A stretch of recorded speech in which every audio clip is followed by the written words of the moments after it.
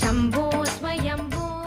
వాగర్థావివ సంపృక్తౌ వాగర్థ ప్రతిపత్తయే జగతః పితరౌ వందే పార్వతీ పరమేశ్వరౌ. నమో మహద్భ్యో ఋషిభ్యో గురుభ్యో నమః. ఏమీ లేదండి, అంతా శూన్యమే. కనుక అరూపము అంటే శూన్యము అని అర్థం కాదు, గుర్తుపెట్టుకోండి. సచ్చిదానంద ఘనం, అది సచ్చిదానంద ఘనం. అది కేవలం బ్రహ్మానందానుభవంలోనే తెలుస్తున్నది. అందుకే చిదంబరం ఆకాశలింగం అని చెప్తాం. పంచభూత లింగాల్లో చిదంబరం ఆకాశలింగం. పరమాత్మ తత్వమంతా ఆకాశము ద్వారానే జగత్తుకి అందుతున్నది. కనుక ఆ నిరాకారమైన చిద్ఘనతత్వం అందుకోవాలి అంటే మనకు కొంతమేరకు ఆకాశమే సాకారం. ఎందుకంటే ఆకాశం ఎంత వ్యక్తమైనా అది అవ్యక్తమే. మీకు సూక్ష్మంలోకి వెళుతున్న కొద్దీ అందుబాటులోకి రాదు. భూమి స్థూలం అండి, దానికంటే సూక్ష్మమేది నీరు. కానీ భూమిని పట్టినంత సులభంగా నీటిని పట్టలేం. ఏది సూక్ష్మమో దానికి వ్యాపకత్వం ఎక్కువ. స్థూలం దానికంటే దొరకడం కష్టం. శక్తి కూడా ఎక్కువ ఉంటుంది సూక్ష్మానికి. భూమి కంటే జలం, కనుక జలానికి ఉన్న శక్తి ఎక్కువ, వ్యాపకత్వం ఎక్కువ. జలం కంటే అగ్ని, అగ్నికి మళ్ళీ వ్యాపకత్వము శక్తి జలం కంటే ఎక్కువ. అగ్ని కంటే మళ్ళీ శక్తి వాయువు, దానికి అగ్ని కంటే వ్యాపకత్వం ఎక్కువ. వాయువు కంటే ఆకాశం, దానికంటే మీరు చెప్పలేరు, మనకు పరిచయం అయితే. దానికంటే ఉన్నది పరతత్వం. ఆ పరతత్వం అందుబాటులోకి వస్తుంది. ఆకాశమే ఎలా ఉంటుందో చెప్పమంటే చెప్పలేరు. అందుకే నాస్తికులు ఆకాశమే భూతం కాదంటారు. ఏకంగా వాళ్ళు 4 భూతాలను ఒప్పుకుంటారు చార్వాకులు. అంటే ఆకాశం ఇక్కడ, ఎందుకంటే చిదంబరం ఆకాశ క్షేత్రం. ఈ ఆకాశం కంటే సూక్ష్మమైనది ఏదో అది చిదాకాశం, అది దహరాకాశం. ఆ చిదాకాశ స్వరూపమే ఇక్కడ చూపబడుతున్నది. ఈ చిదాకాశం కేవలం శూన్యం కాదు, ఇది చిచ్చక్తి భరితం. చిచ్చక్తి సైన్స్ ప్రకారంగా కూడాను మనం చూస్తున్న ఆకాశం అంతా కేవలం శూన్యం కాదు, అది ఫుల్ ఆఫ్ ఎనర్జీ, అది పూర్తి శక్తిమయం. అందుకే మన వాళ్ళు ఆకాశం అని పేరు పెట్టారు. కాశం అంటే చైతన్యం, ప్రకాశం. ఆ అంటే ఆసమంతా సంపూర్ణమైనటువంటి ప్రకాశము చైతన్యము కలిగిన దానికి ఆకాశం అని పేరు. ఇప్పుడు మనం చూస్తున్న ఈ ఆకాశంలో అపూర్వమైన శక్తి ఉంది. ఈ శక్తి అంతా కొన్ని చోట్ల కేంద్రీకరింపబడి రకరకాల గ్రహ నక్షత్రాలుగా వ్యక్తమవుతూ ఉంటుంది ఆకాశంలో. కానీ ఈ చిదాకాశం అన్నదే వీటన్నిటికీ మూలమైన చిచ్చక్తి మాత్రమే ఇక్కడ వ్యాపించి ఉండేది. ఇది కేవల చిచ్చక్తి. ఆకాశం కూడా భూతాల్లో ఒకటి. ఈ చిచ్చక్తి వాటికంటే అతీతమైనటువంటిది. ఆ చిచ్చక్తితో కూడి ఉన్నటువంటి ఆకాశం అంటే వ్యాపకత్వం వల్ల దీనికి ఆకాశం అని పేరు వచ్చింది, వ్యాపక లక్షణం చేత. ఆ చిచ్చక్తితో కూడినటువంటిది ఆ పరమశివతత్వం, అది చిదంబరం. ఇది మన హృదయంలో, హృదయ భాగం అంతా ఈ చిదాకాశం ఉంటుంది. దానికి ప్రతీకగానే పుండరీకపురంలో చిదాకాశం. మీరు లలితా శాస్త్రంలో చదివే దహరాకాశ రూపిణి తత్వం ఇదే. దహరాకాశ రూపం అదే శివరూపం, అదే శక్తి రూపం, దహరాకాశ రూపం. అలాగే ఉపనిషత్తుల్లో దహర విద్య అని ప్రత్యేకంగా చెప్పబడుతున్నది. దహర విద్య మన హృదయంలోనే పరమాత్మని ధ్యానించి ఉపాసించినప్పుడు దహర విద్య అని చెప్పబడుతున్నది. ఆ దహర విద్యకి మీరు చదివిన దహరాకాశ రూపిణికి ఈ చిదంబరానికి సంబంధం ఉన్నది. అందుకు మనకి కేవలం గోడ కనబడుతుందా, అందులో ఏమున్నాయో ఇప్పుడు తెలుసుకోండి. కేవలం గోడ చూస్తారు, పైగా వేలాడుతూ కొన్ని కనబడుతుంటాయి మీకు. వెండి బిల్వాలు ఇవన్నీ వేలాడతాయి. అవి ఏమిటేమిటో కూడా చక్కగా వర్ణించి చెప్తున్నది మనకి చిదంబర రహస్య గ్రంథం. దీని పేరు చిదంబర రహస్య స్వరూప వర్ణనము అని పేరుతో చెప్తున్నారు. ఇది మొత్తంగా గోడలో ఉన్నవేంటో చూడండి. శ్రీచక్రాది విశేష యంత్ర ఘటితం భిత్తిస్వరూపం సదా నందజ్ఞానమయం మహేశ శివయో. ఇక్కడ సదాకి ఇది కలుపుకుంటే సదానందజ్ఞానమయం మహేశ శివయో సమ్మేళనం బోధయత్ శ్రీ జాంబూనద బిల్వపత్ర రచితై మాలాగణైర్లక్షితం కస్తూరి మసృణం చిదంబరమిదం స్థానం రహస్యం విదుహు. ఇదే చిదంబర రహస్యం. ఇందులో ఏముంటాయో చూడండి. ఒకటి శ్రీచక్రం ఉంటుంది, అందులోనే శ్రీచక్రం ఉంటుంది ఆ గోడలో. అది మన ఈ స్థూలంగా కనబడకపోవచ్చు, అందులో నిర్మించబడి ఉంటుంది ఆ గోడ లోపల. దాన్ని నిక్షిప్తం చేశారు. శ్రీచక్రము, చిదంబర చక్రము, అందులో ఉండే యంత్రములు ఇవన్నీ. శ్రీచక్రము, చిదంబర చక్రము, సమ్మేళన చక్రము. ఏం సమ్మేళనం అది? మహేశ శివయోహ సమ్మేళనం. మహేశ శివయోహ అంటే పార్వతీ పరమేశ్వరుల యొక్క సమ్మేళన చక్రం ఒకటి. తాండవ చక్రము, దహర చక్రము, చింతామణి చక్రము. ఇక్కడ చక్రం అంటే యంత్రాలండి. ఇవి మనకి ఆగమశాస్త్రంలో చెప్పిన యంత్రములన్నీ ఆ గోడలో ఉన్నాయి. అందుకు మనకు వాడు తెరిచిన వెంటనే ఏమీ కనబడకపోవచ్చు, కానీ ఒక అంత శక్తి చూసిన వాడివి ప్రసరిస్తుంది, తెలుసుకోవాలి. అందుకు శ్రీచక్ర, చిదంబర చక్ర, సమ్మేళన చక్ర, తాండవ చక్ర, దహర చక్ర, చింతామణి చక్ర, 6 చక్రాలు అందులో కూర్చబడి ఉన్నాయి. చూడ్డానికి గోడవలే కనిపిస్తూ ఉంటుంది. ఇది సదానంద జ్ఞానమయం. ఇది ఆనంద జ్ఞానమయమైనటువంటి తత్వము. ఇది ఎల్లవేళలా బోధిస్తున్నది దేనిని అంటే శివశక్తుల ఏకత్వాన్ని బోధిస్తూ ఉంటుంది ఆ ఆకాశము. దీనికి బంగారపు మారేడు దళాలు మొదలైనవన్నీ కూడా అలంకరించుకుంటారు. జంబూనద బిల్వపత్ర చితై మాలాగణై. అంతేకాదు కస్తూరి మొదలైన సుగంధ ద్రవ్యములన్నిటితో నిత్యం ఈ గోడను అలంకరిస్తూ ఉంటారు. దీని ముందు తెర వేస్తారు. ఈ తెర తొలగితే అది కనబడుతుంది. అంటే మాయ అనే తెర తీసిన వెంటనే గోచరించే పరతత్వం అది. అందుకు ఆ మధ్యలో తిరోధానం అనే దీనికి మాయను చూపిస్తున్నారు. ఈ శివశక్తులు ఏ తత్వం అక్కడ అరూపంగా కనిపిస్తున్నదో అదే ఇక్కడ రూపంగా నటరాజులో కనిపిస్తుంది. ఆ శ్రీచక్ర స్వరూపం, సమ్మేళన చక్ర స్వరూపం అంతా కలిపితే ఇక్కడికి వస్తాడండి. ఈ నటరాజు విగ్రహంలో శ్రీచక్రం ఎలా ఉంది అనేది తర్వాత ప్రవచనాల్లో మీకు మళ్ళీ స్పష్టమవుతుంది. మొత్తానికి చిదంబర రహస్యం అంటే ఏంటో తెలిసింది కదా. వాడు వెళ్ళి తెర తీసిదిగో చిదంబర రహస్యం ఏమీ లేదండి అని వచ్చాడు కదా, ఇన్ని ఉన్నాయండి అని తెలుసుకోండి. యంత్ర విశేషాలు కనుక దేవుడు విగ్రహంగా కనపడితేనే కానీ చూడలేని వాళ్ళమని తెలిసే తర్వాత మనకు విగ్రహాలను పెడుతూ ఉంటారు క్షేత్రంలో. కానీ విగ్రహమే కాదు అక్కడ శక్తి, క్షేత్రమే శక్తి. గుర్తుపెట్టుకోండి, క్షేత్రమే సహజ శక్తితో ఉంటుంది. మనం పోల్చుకోవడానికి తర్వాతి కాలంలో విగ్రహాలని ఋషులు పెట్టడం జరిగినది. అందుకే అక్కడ విగ్రహం అండి చాలా సమ్మోహనం అండి. అక్కడ విగ్రహం అంత బాగోదండి, కానీ గొప్ప క్షేత్రం అండి. విగ్రహం అక్కడ శక్తి ఉందని నీకు గుర్తు చేయడానికి విగ్రహం, కానీ విగ్రహమే అక్కడ ఉన్న దేవత రూపం కాదు. అక్కడ నిజంగా ఉన్న దేవత రూపం చూపిస్తే నీ కళ్ళతో చూడలేను. మనం విశ్వనాథుడి దగ్గరికి వెళ్ళి అది రాయి చూసి ఇది జ్యోతిర్లింగం అంటే నిజంగా జ్యోతిర్లింగం చూపిస్తే మనం చూడగలమా? ఆపాతాళ నభస్థలాంత భువన బ్రహ్మాండమా విస్ఫురత్తైన లింగం ఉంది కాశీలో, అది కంటికి కనబడదు. అది ఉందని గుర్తుకి నీకు చూపించాడు. ఇది నమస్కరించుకొని దాన్ని నువ్వు అందుకోడేది. అది తెలుసుకోవాలి. ఏ క్షేత్రానికి వెళ్ళినప్పటికీ కూడా ఆ విగ్రహమే ఆ దేవత కాదు, అక్కడ ఆ దేవత ఉందనే స్పృహ నీకు కలగడానికి విగ్రహం. కనుకనే ఇక్కడ ఏమీ లేదనద్దు, నీకేమీ లేనట్లు కనిపించే అన్నీ ఉన్న శక్తి అది. ఇది చిదంబర రహస్యం. అలాంటి ఈ తటాకం ప్రక్కన శివగంగ ప్రక్కన ఉన్నటువంటిది ఆ పరమ పవిత్రమైనటువంటి మందిరం లోపల స్వరూపం కూడా ఇప్పుడు మీకు చెప్పడం జరిగినది. దాని తర్వాత అక్కడ ఉండేటువంటిది తొలి దశలోనే, అంటే ఈ చిదంబర క్షేత్రం ఏర్పడినప్పుడు శివుని యొక్క సంకల్ప బలం చేత కైలాసము నుంచే మొత్తం 3000 మంది దీక్షితులు వచ్చారు అక్కడికి. అది చెప్తున్నారు. వాళ్ళని ఆ పరమశివుడి యొక్క సంకల్పం చేత వాళ్ళు ఏర్పాటు చేయబడ్డారు. వాళ్ళు ఎలా ఉండేవారో ఒక అధ్యాయం అంతా వర్ణించారు ఇక్కడ. వారు నిరంతరం సత్య శౌచ దయ అహింస ఇత్యాది నియమాలతో కూడినటువంటి వారు. వేదములు ఆగమములు వీటిలో ఉత్తీర్ణులైనటువంటి వాళ్ళు నిరంతరం తపస్సుతో కూడి పరమేశ్వరుని ఉపాసిస్తూ ఉంటారు చిదంబరంలో. నిజానికి వారి పరంపరే ఇప్పుడున్నటువంటి దీక్షితులు అని చెప్తూ ఉంటారు. ఆ భావాన్ని మనం కాదనడానికి వీల్లేదు. అసలు పరమశివుడు వాళ్ళలోనే ఉంటాడు. దానికి సంబంధించిన ముచ్చటైన కథ కూడా చెప్తారు. ఒకప్పుడు బ్రహ్మదేవుడు యాగం చేస్తూ నాకు మంచి దీక్షితులు కావాలని వీళ్ళందరూ వెళ్ళేట. చిదంబరంలో శివుడు లేట, ఎందుకంటే వాళ్ళతో పాటు వెళ్ళిపోయాట ఆయన కూడా అక్కడికి.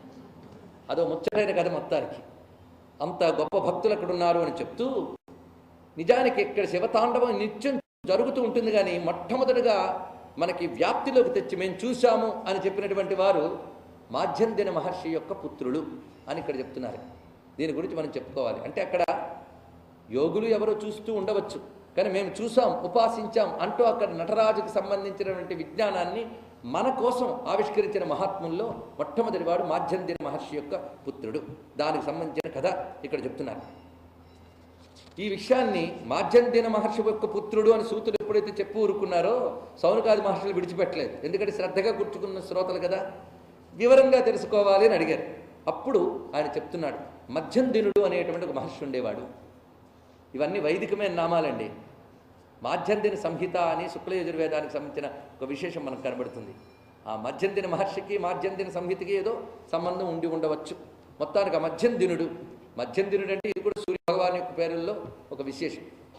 అతడు తపస్సత్యం దయా శాంతి యస్మా ధర్మో యజాయత పవిత్రత ఏనాసి దుర్వి గుర్వి మహౌజస.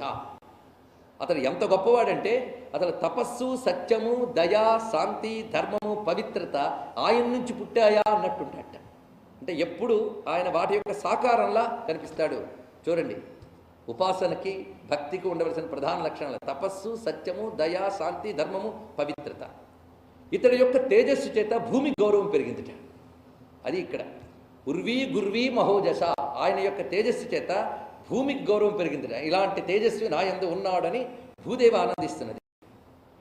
ఆయనకి తస్య సూనురభూత్ ధీమాన్ పావకాదివ పావక, అతనికి కొంతకాలానికి సత్పుత్రుడు కలిగాడు, మధ్యంతరుడికి కలిగినటువంటి వాడు. ఆయన ఎలా ఉన్నాడంటే పావకాదివ పావక, అగ్ని నుంచి అగ్ని పుట్టినట్టు పుట్టాడు. అంటే అదే విధమైన సుగుణాలతో ఉన్నటువంటి వాడు. అయితే ఇతని నుంచి వచ్చే ప్రకాశం ఎటువంటిది అంటే శివజ్ఞాన ప్రకాశాత్మ. ఇతను అగ్ని వంటి వాడు అంటే ఆయన నుంచి వచ్చే ప్రకాశం అంతా శివజ్ఞానం. శివజ్ఞానాన్ని ప్రకాశింపజేసే స్వభావం కలవాడు. విశ్వక్లేశ ప్రణాశన, మరొక శక్తి ఉంది అతనికి. ప్రపంచం యొక్క బాధను పోగొట్టగలిగే శక్తి ఉంది అతనికి. ఇక్కడ విశ్వక్లేశం అంటే ప్రపంచపు బాధ అని ఒకటి, అన్ని బాధలు అని కూడా. విశ్వం అంటే సమస్తం అని అర్థం ఉన్నది. అన్ని బాధలు పోగొట్టగలిగే శక్తి ఆయనకున్నది. ఇది ఎవరికైనా ఉంటుందండి లోకంలో? నిజానికి అన్ని బాధలు పోగొట్టే శక్తి దేనికుంది? ఒక్కటి చెప్పచ్చు మనం, శివజ్ఞానం, బ్రహ్మజ్ఞానం. బ్రహ్మజ్ఞానమే అన్ని బాధలను పోగొట్టగలిగే బ్రహ్మజ్ఞానం ఆయనకి నిధిగా ఉన్నది. బ్రహ్మజ్ఞాన స్వరూపుడని చెప్పడం దీనిలో ఉన్నటువంటి విశేషం. అలాంటి ఒక్క పుత్రుడు కలిగినా చాలా ఆనందించవచ్చు.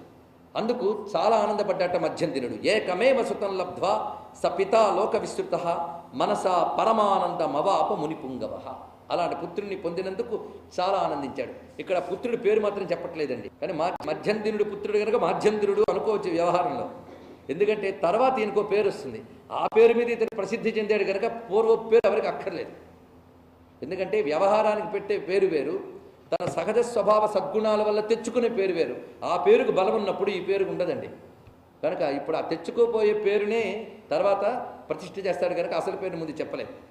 ధర్మజ్ఞ సవిధాయాస్య సర్వం కర్మకులోచితం. ఆ పుత్రుడికి వంశాచార ప్రకారంగా కర్మలన్నీ చేసి ఉపనయన సంస్కారం చేసి అప్పుడు వేదములు వాటిని సాంగముగా అందించి, అంటే వేదముని సాంగముగా ఇచ్చి, అంటే వేదముల యొక్క అంగములైన శిక్షా వ్యాకరణ చంద నిరుక్త జ్యోతిష కల్పాదులను కూడా అతనికి ఉపదేశం చేస్తూ తండ్రి స్వయంగా ఒక మహామంత్రాన్ని ఇచ్చేటండి. పంచాక్షరం మహద్దివ్యం పాశవిచ్ఛేద కారణం సరహస్యం సదోపాస్యం ఉపదిశ్య యథావిధి. ఇక్కడ పంచాక్షరి మంత్రానికి చిదంబర క్షేత్రానికి ఒక అనుబంధం ఉన్నది. అవి కూడా తర్వాత మనకు తెలుస్తాయి. అందుకు చిదంబర క్షేత్రంలో పంచాక్షరి జపం చేస్తే అత్యధికమైన ఫలితాన్ని ఇస్తున్నదని శాస్త్రం మనకు చెప్తున్నది. ఇక్కడ ఈ మధ్యందినుడు తన పుత్రునికి పంచాక్షరి మంత్రాన్ని ఉపదేశించాడు. ఈ పంచాక్షరి ఎలాంటిది అంటే పాశవిచ్ఛేద కారణం. దానికున్న ప్రధాన లక్షణం పాశమును తొలగించే శక్తి కలది. పాశం అంటే అజ్ఞాన పాశం. అజ్ఞాన పాశాన్ని తొలగించి ముక్తినిచ్చే శక్తి ఉన్నది. దీన్ని రహస్యముగా ఉపాస్య విధితో బోధించట. రహస్యముగా అంటే ఆ మంత్రము యొక్క తత్వాన్ని, ఉపాసనా విధానాన్ని రెండింటినీ కూడా బోధించాడు. మంత్రమే చూరుకోకూడదు. మంత్రం యొక్క తత్వం ఏమిటి, దాన్ని ఉపాసించవలసిన విధి ఏమిటి చెప్పి శిష్యుడికి దాని యందు నిష్ఠా శ్రద్ధ కలిగేలా చేయాలి గురువు. ఇలాగ తండ్రే గురువై ఆ మంత్రాన్ని ఇచ్చి అంటున్నాడు, ఎత్రతే వర్తతే వాంఛా మహతీ వత్స సువ్రత విధాస్యామ్యజ్య తత్సర్వం ప్రోచ్యతామితి చాబ్రవీత్. ఉపదేశం చేసి చెప్తున్నాడు, నీకు ఏది ఎక్కువ కోరుకుందో చెప్పు, అది నేను నీకు నెరవేరుస్తాను అన్నట్టు ఉపదేశం అంతా చేసి తండ్రి అన్నట్టు. అప్పుడు ఈ కొడుకు అడిగినటువంటి కోరిక చూడండి ఎంత బాగున్నదో. ఇలాంటి కోరికలు ఎవరికైనా పుడతాయా? కోరిక గొప్ప తపస్సు చెయ్యాలి అంటే ఎలా చెయ్యాలి, ఎక్కడ చెయ్యాలి, ఇది అడిగాడండి. అంటే మీరు ఇచ్చిన మంత్రం ఇవన్నీ ఉన్నాయి, మరి సిద్ధింప చేసుకోవాలంటే తపస్సు చేయాలి కదా. దానికి ఏం చేయాలి? తపసాం ముక్తి మూలానాం నిత్యమక్షీణ సంపదాం యత్ తపో దుష్కరంలోకే సర్వసిద్ధిదముత్తమం. ఎంత కష్టమైన తపస్సైనా నాకు చెప్పు, సర్వసిద్ధిని ఇవ్వగలిగేటువంటి తపో మార్గం నాకు చెప్పు. ఎలాంటి తపస్సు అంటే ఏ తపస్సు చేయడం వల్ల భవాంబురాశిమగ్నానాం సద్య ఉత్తారకం చెయ్యత్, సంసార సముద్రంలో పడిన వారు వెంటనే తరిస్తారో అలాంటి తపస్సు నాకు చెప్పు. ఏ తపస్సు వల్ల పరమేశ్వరుడు సంతోషిస్తాడో అలాంటి తపస్సు చెప్పు అన్నాడు. అదొకటి. ఇందులో 3 ఉన్నాయి. ఇందులో విశేషం ఎంత కష్టమైనా చేస్తాను, తరింపజేసేది, అదేవిధంగా జీవికి అవసరమైనది, భగవానుడైన అంబికాపతి ఏ తపస్సు చేసి సంతోషిస్తాడో దాన్ని నాకు తెలియజేయమని అడిగాడు. అంటే ఇతడు పుట్టుకతోనే భక్తుడు అనమాట. ఆ పంచాక్షరి ఉపదేశం పొందుతూనే పరవశించిపోయి ఆ పరమశివుని అనుగ్రహం పరిపూర్ణంగా కావాలి. కనుక తపస్సు చేయాలంటే ఎలాంటి కాలం అవసరం, ఎలాంటి దేశం అవసరం, ఎలాంటి నియమం అవసరం, ఇది అడుగుతున్నాడు. ఈ సమాధానాలు ఇవన్నీ మనకు అవసరం, అవునా లేదే చెప్పండి. పురాణముల యందు వారిలో వారికి జరిగే చర్చలన్నీ మనకు పనికొస్తాయి. అయితే వాళ్ళు చేసినంత గొప్ప తపస్సు చేస్తామా అంటే వాళ్ళు 100 చెప్తే మనం 30 చేస్తామేమో, చూద్దాం. పాస్ మార్కులేను. ఇక్కడ అడుగుతున్నవాడు గట్టివాడు, ఎవరిని అడుగుతున్నాడో వాడు ఇంకా గట్టివాడు. హేమంతే శిశిరే కాలే వర్షాకాలే శరత్సుచ ఏ కాలములు మంచివో చెప్తున్నాడు. హేమంత ఋతువు, శిశిర ఋతువు, వర్ష ఋతువు, శరద్ ఋతువు, వసంత ఋతువు, గ్రీష్మ ఋతువు, ఏది విడిచిపెట్టాడండి? ఇన్ని ఋతువులు చెప్పాడు. అంటే ఇక్కడ అర్థం ఏంటంటే ఏ ఋతువైనా సరే సాధనకు అనుకూలమే, అది ముందు చెప్పాడు ఇక్కడ. పైగా ఋతువులు ముందు చెప్పి గ్రహణ కాలములు, అది తపన గ్రహణాదిషు, సూర్యగ్రహణాది అంటే సూర్యగ్రహణ చంద్రగ్రహణములు, ఈ పర్వములు చాలా విశేషం. అదేవిధంగా సమయములు కూడా బ్రాహ్మీ ముహూర్తములు ఇలాంటివి కొన్ని తపస్సులకి ఎంత ముఖ్యమో రాత్రి కూడా తపస్సుకు ముఖ్యమే అని చెప్తున్నారు ఇక్కడ. ఎందుకంటే రాత్రికి ఉన్నటువంటి ప్రశాంతత, రాత్రి కూడా కొన్ని సాధనలకి చాలా ముఖ్యం. అలాగే జలంలో కానీ అంటే జల తీరములు, నదీ తీరములు, ఎత్తైన పర్వత శిఖరాలు, దివ్యమైన శివక్షేత్రాలు, ఇతరులెవరూ చేరలేని వనములు, తపస్సుకి చోట్లండి. ఇంతవరకు కాలం చెప్పారు, చోట్లు చెప్తున్నారు. నదీ తీరములు, జల తీరములు, పర్వత శిఖరాలు, శివక్షేత్రములు. శివక్షేత్రేషు దివ్యేషు దుర్గమేషు వనేషు చ, ఇతరులెవరూ చొరరానటువంటి వనములు. అదేవిధంగా సరిత్తీరేషు సీతేషు మూలేశ్వపి మహీరుహ, గొప్ప గొప్ప చెట్ల యొక్క మూలములు అంటే చెట్టు నీడలు, ఒక మారేడు చెట్టు నీడో, అశ్వత్థ వృక్షము నీడో, ఇలాంటి పవిత్ర వృక్షముల యొక్క నీడలు, ఇవి కూడా తపస్సుకు యోగ్యమైనటువంటి చోట్లు. అదేవిధంగా తోటలు, చక్కటి సౌమ్యమైనటువంటి వాతావరణం కలిగినటువంటి తోటలు కూడా ముఖ్యమే. ఇక నియమాలలో కందమూలాది ఫలాదుల్ని ఆహారంగా తీసుకోవడము అదొక నియమం ఉంది. చెట్ల ఆకులు మొదలైనవి తింటూ ఉండడము, లేదా నీరు మాత్రమే తాగుతూ వాడి యొక్క శరీర శక్తి అనుమతించిన మేరకు ఆహార నియమంతో చేయాలి. ఇవి ఉత్తమం.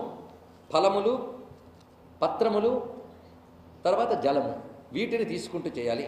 తర్వాత స్నానముతే నిర్మలమైన శరీరం కలిగి చేయాలి, అది చెప్తున్నాడు ఇక్కడ. జలపాన ధృత ప్రాణై స్నాన నిర్మల మూర్తిభి, స్నానము చేత శుద్ధమైన శరీరంతో చేయాలి. పవనాసన తృప్తైశ్చ, అంటే ప్రాణాయామము ద్వారా ప్రాణశక్తిని ఉద్దీపన చేసుకున్న వాడికి ఆహారము ద్వారా ప్రాణశక్తి పొందవలసిన అవసరం లేదు. కనుక ఈ సాధన జాగ్రత్తగా చేసి ప్రాణాయామము ద్వారా తృప్తి పొందగలిగే స్థితి ఉండాలి. అప్పుడు బ్రహ్మయందు లగ్నమైన బుద్ధితో, బ్రహ్మ అంటే ఇక్కడ బ్రహ్మము అని అర్థం, చతుర్ముఖ బ్రహ్మని కాదు, పరబ్రహ్మ అని అర్థం.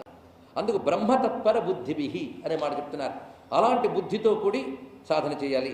ఈ సాధన శివసాయుధ్యానికి కారణమవుతుంది సుమా అనే విషయాన్ని చెప్పి, నీకు శివపదాన్ని పొందాలనే కోరిక ఉన్నట్లయితే వీటితో శివుని సేవ చెయ్యు. ఇంకొక మాట చెప్తున్నాను విను, శివార్చన చేయాలనే కోరికే పెద్ద తపస్సు సుమా అన్నాడు. ఇది గొప్ప మాట, చివరికి చెప్పిన అద్భుతమైన మాట. శివసేవార్చనం కర్తుం యది వాంఛా తవ ఉత్తమం. నువ్వు ఒక మాట అన్నావు, శివుణ్ణి ఏ విధంగా సేవించాలని, ఆ కోరిక కలగడమే తపస్సు అన్నాడు. ఆ కోరికే గొప్ప తపస్సు. అలమన్యేన తపస్సా సర్వం తేనే లభ్యతే, ఇంకే తపస్సు లక్కర్లేదు, ఈ ఒక్క తపస్సు వల్ల అన్ని తపస్సులు వస్తాయన్నాడు. చూసారా? అంటే ఆ కోరుకున్న వాడు తప్పకుండా మిగిలినవన్నీ చేస్తాడు కనుక ఇది ఉంటే అన్నీ ఉన్నట్లే. కనుక శివసేవార్చనం చాలా విశేషమైనటువంటిది. దీనివల్ల భవోపి స్యాత్ పరిత్యక్త దూరత పాపబంధవ, పాపంతో అనుబంధం కలిగిన సంసారము కూడా దీనివల్ల విడిచిపెట్టబడుతున్నది. సమస్త క్లేశాల్ని పోగొట్టి పరమానందాన్ని ఇచ్చే శక్తి ఈ శివసేవా తత్పరతకి ఉన్నది సుమా అని చెప్పాడండి. అయితే నువ్వేం చెప్పో శివక్షేత్రాలన్నా ఇవన్నా అన్నీ అన్నా బాగుంది, ఇప్పుడు నాకు ఒక చోటు నువ్వే నిర్ణయించు అని అడుగుతున్నాడు. ఎవరు? ఈ అబ్బాయి. ఏతేషు సర్వలోకేషు, ఈ మొత్తం లోకాల్లో చంద్రాలంకృత మస్తక సాన్నిధ్యం కురితే యత్ర శివ కారుణ్య విగ్రహ, కారుణ్య విగ్రహుడు చంద్రశేఖరుడు అయిన పరమేశ్వరుడు ఎక్కడ సాన్నిధ్యం వహించి ఉన్నాడో ఆ చోటుని జనక త్వం మమాచక్ష్వ తదేహ స్థానముత్తమం, ఆ పరమేశ్వరుడు ఉండేటువంటి ఉత్తమ స్థానం ఏంటో నాకు చెప్తే కరిష్యామి మహత్తత్ర తపో జన్మ నివృత్తయే, సంసార నివృత్తి కోసం అక్కడికి వెళ్ళి తపస్సు చేస్తాను అనగానే ఒక నవ్వు నవ్వేటండి మధ్యంద్రుడు. శివుడు ఎక్కడ సన్నిధి చేసి ఉంటాడు అని ప్రశ్న వేశావు, నేను ఒక్కసారి సమాధానం ఆలోచిస్తే నాకు నవ్వు వచ్చింది అన్నాడు. ఎందుకంటే శివస్య సన్నిధి సర్వ ప్రపంచోసౌ దయానిధే, ఇక్కడ గొప్ప దయానిధే హే, దయానిధి అయిన శివుడి యొక్క సాన్నిధ్యం ఈ విశ్వమే అన్నాడు. విశ్వంలో ఆయన లేని చోటు లేదు, విశ్వమంతా ఆయన యొక్క సాన్నిధ్యమే. ఇంకో మాట వేశారండి, దయానిధే హే అన్న మాట వేశారు. దయామయుడైన శివుని యొక్క సాన్నిధ్యమే ఈ విశ్వము. ఎందుకంటే ప్రపంచంలో ఆయన దయ లేని చోటు ఏదో చెప్పండి, అన్ని చోట్ల దయని నింపేశాడు. మీకు ఉదయించే సూర్యుడు, ప్రవహించే నీరు, పండే నేల, తగిలే గాలి, ఇవన్నీ భగవంతుడి మనపై దయ ఉంటేనే మనకు దొరికి, ఎవనా లేదా? కనుక ఆయన దయతో తన శక్తితో, ఆయన శక్తి లేనిది ఏదీ లేదు. మరి ఆయన తన శక్తితో ఇదంతా వ్యాపించి ఇచ్చినప్పుడు ఆయన సన్నిధి లేనిది ఎక్కడ? అసలు అంతా ఆయన సన్నిధి అని భావించని వాడికి ఎన్ని జన్మలెత్తినా ముక్తి రాదు సుమా. భావయంతి నయే బుద్ధ్యా తద్విధం సకలం జగత్ చిత్తపాకేనతే హీనాహ సదా ముఖ్యంతి జన్మసు. సర్వం శివమయం అనే భావన రానివాడికి చిత్త పరిపాకం చెందలేదు అని అర్థం. అంతా ఆయన అయినప్పటికీ కూడా ఏకాగ్రత నిలవడానికి కొన్ని స్థలములు ఉంటాయి, ఇది చూపిస్తున్నాడు. కనుకనే విశ్వమంతా భగవద్మయం అయినప్పటికీ క్షేత్రములు తీర్థములు ఇవి కూడా అవసరం. కనుకనే భారతీయుల విజ్ఞానం గురించి కొంచెం జాగ్రత్తగా ఆలోచించి మాట్లాడాలి. మనం కేవలం క్షేత్రాల్లోనే దేవుడు ఉంటాడా, గుళ్ళలో గోపురాల్లోనే ఉంటాడా అని కొద్దిగా పెద్దగా అడుగుతూ ఉంటారు తెలివితేటలతో. అంతటా ఉంటాడని చెప్తూనే ఇక్కడ ఉంటాడని మళ్ళీ ప్రత్యేకంగా చెప్పడంలో విశేషం ఏంటి? నది అంతా ప్రవహిస్తున్నప్పటికీ నువ్వు దాన్ని పొందాలంటే ఒక స్నానఘట్టం ద్వారానే వెళ్ళి ఆ నదిని పొందుతున్నావు. అదేవిధంగా పరమాత్మ అంతటా ఉన్నప్పటికీ కొన్ని క్షేత్రముల ద్వారానే నువ్వు పొందగలవు. అది అంతటా చూడగలిగే స్థితి వచ్చే వరకు ఇలా ఒక దగ్గర ఉండవలసింది. కనుక ముందు మడి కట్టుకుంటే తర్వాత పంట పండుతుందండి. మడి కట్టుకుంటే అంటే మడి ముందు వేసి దానిలో ఒక పద్ధతిగా డిసిప్లిన్గా నారంతా వేస్తే దాని తర్వాత దాని నుంచి తీసి విస్తరింపజేస్తాం. అంటే ముందు ఆ డిసిప్లిన్ అవసరమే లేదా? తర్వాత దాన్ని విస్తరింపజేస్తున్నాం. అదేవిధంగా ముందు మడి అంటే ఇదే అర్థం. ముందు సాధన దశలో ఇవన్నీ ప్రారంభంలో ఇవన్నీ చేసుకుని ఏకాగ్రత కుదిరితే అప్పుడు అంతటా ఆయన చూడగలిగే స్థితి వస్తుంది. అది అవేవి రాకుండా అంతటా ఉన్నాడు కదండి అని అవతల వాడు అడిగినప్పుడు చెప్పడం కాదు, ఎప్పుడు నీకు భావం ఉందా, ఇది గుర్తుపెట్టుకోండి. కనుక అతి తెలివి మాటలు కాదు, దేనికదే జాగ్రత్తగా స్వీకరించాలి. అందుకు నువ్వు అడిగేవి గనక తథాపి యత్ర సాన్నిధ్యం కురితే సంతతం శివ అనేకం ఉంటాయి. నీకు నేను ఒక ముఖ్యమైనటువంటి సన్నిధి చెప్తున్నాను. అస్త్యేవ తదృశం స్థానం సర్వలోకైరభీష్టితం. సమస్త లోకం చేత కూడా స్తుతింపబడేటువంటి ఒక స్థానం ఉన్నదయ్యా చెప్తున్నాను. అసలు ఈ భూమి ఎంత గొప్పదో తెలుసా? సుభూమి పుణ్య బీజానాం. భూమి యొక్క గొప్పతనం చెప్తున్నాడు. ఎందుకంటే భూమియే గొప్ప క్షేత్రం అండి.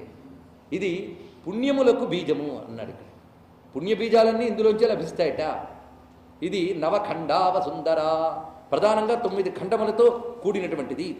ఇందులో దీనికి అందరికీ ఆధారశక్తిగా ఉన్నది మేరువు. సర్వాధారే సువిస్తీర్ణే తస్మిన్నత్ర మహీతలే నివసంతి మహాత్మానో భగవ పరమౌజస.